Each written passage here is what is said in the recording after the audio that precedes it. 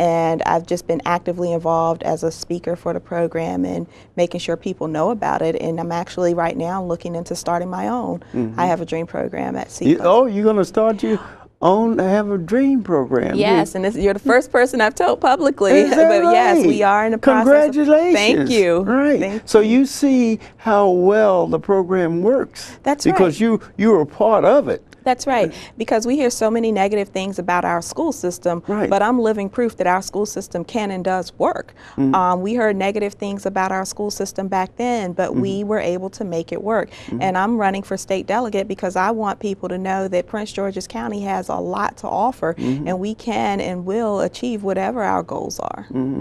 Oh, well, fantastic. Young person like you, I tell you, it's fantastic. And you're running in what district? 24th district? I'm running in the 24th legislative district. It's Glenarden, Capitol Heights, Seat Pleasant, Fairmont Heights, parts of District Heights, Suitland, Mitchellville, Bowie. What are some of the things that you feel that should be changed or that you're going to promote? One of the things, starting with education, I want to make sure that our school system is adequately funded. Often is the case that we hear we're being underfunded compared with our neighboring county, and that's unacceptable. And I want to fight to make sure that the state gives us our fair share of funding so that our school system can have all of the resources that they need in order to adequately prepare our students for what comes after high school. Another thing I'm interested in is our seniors. I think it's unacceptable that a person works all of their lives and then when they retire they have these exorbitant medical bills and exorbitant fees that they can't pay on their fixed income. So I want to fight for our seniors, and I want them to know that I'm going to work to eliminate the donut hole effect that Medicare Part D has set up for them. I want to totally eliminate that in the state of Maryland, and so I want to fight to make sure they can afford their prescription drugs, and that if there's a co-insurance offered through the state that they'll be able to buy into in order to get their medication. And finally, I want to fight for our businesses.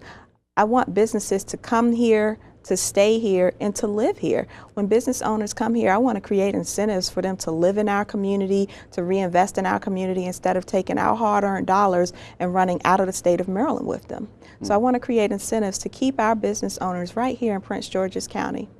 Great, fantastic. Now, tell us, how would you influence young people to get involved with programs that you are result of your success? Absolutely. One of the things I think we have to get out and do grassroots efforts on everything that we do. Go out and knock on people's doors, meet people, and let them know what's going on. So for example, mentoring programs, the Glenarden Track program, what I want to do is go out and meet and touch the people right where they're at and let them know that these programs are happening, and not only bring them out, but bring their families out, because it has to be a family involvement. It takes more than just the school to raise our kids. It has to be the family, the schools, and the whole community involved. Right. And that's a very good point, because families have a tendency to blame the system. That's right. The governor or the county exec or the school boards, but families are a very integral part of the development of their child. Their child is not the individual that the state or the county is supposed to raise. The parent has to be involved with that.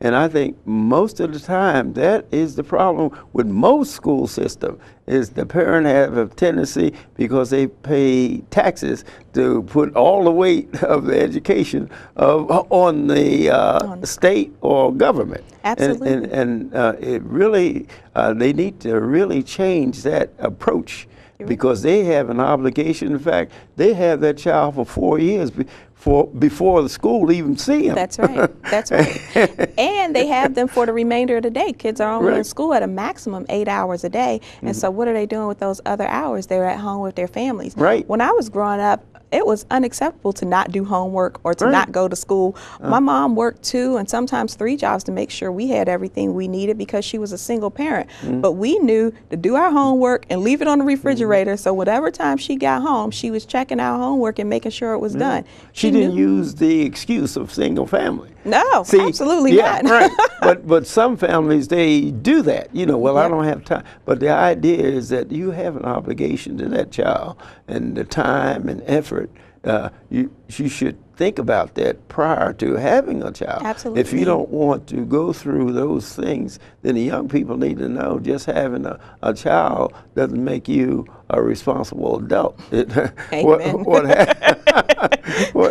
You know, anyone can have a baby. That's right. You know, that's what it really, you know, it's no, you don't have to have qualify. Most people, you don't have to qualify to have There's no children. license required. No license required. No It doesn't go. And so those are things that, like, you have shown through this program, that the program, like I had a dream program where different programs have really produce young ladies like you. And I'm proud to have you on the show, and just to show the young people basically, you know, what you can do once you put your mind to it. Now tell me about one of the basic things that young people have to get over, and that's peer pressure. You know, when I was growing up, they called my brother and I square brothers because we didn't drink or smoke. But that didn't bother me because I had, like you said, I had a dream of what I wanted. My parents had me in an environment, you know what I mean, that I didn't let my peers, and I think that's the greatest problem that youngsters have now is peer pressure, being accepted by the peers. They need to get over it. What do you think about that? I agree. I think one of the things that we have to do as a society is get people thinking forward. You have to think forward about what your end plan is. Where do you see yourself? I remember in school, you were always asked, what do you want to be when you grow up? And I think it's more than just asking, but it's helping our young people develop a plan. If a person comes to you and says, I want to be a doctor when I grow up. Okay, well, how do we become a doctor? You have to finish high school, go to college, go to medical school, sit for your exams, and then you become a doctor. And then we have to get them absolutely focused on the fact that nothing else should deter you from that dream. Make them make posters, put them on your wall, do goal posters.